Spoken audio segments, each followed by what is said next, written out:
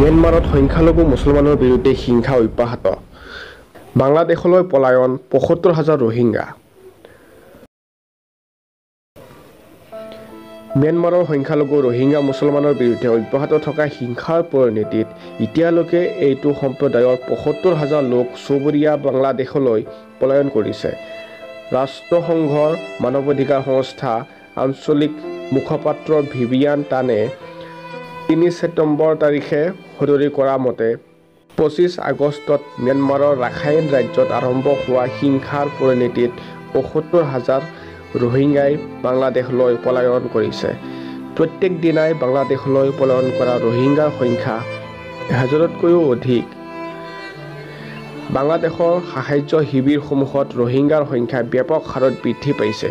বহু ৰোহিংগা মুছলমান শৰণাৰ্থীয়ে আকৌ শৰীৰত গুলী লৈও বাংলাদেশত আশ্ৰয় লৈছে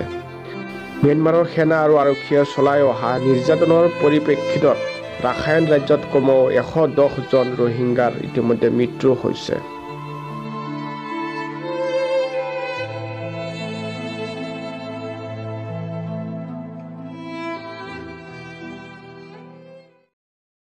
লাইক কমেন্ট শেয়াৰ সাবস্ক্ৰাইব আৰু বেলটো বজাই দিয়ক যাতে নতুন ভিডিঅ' চোৱাত সুবিধা হয় সম্পূৰ্ণ বিনা খৰচত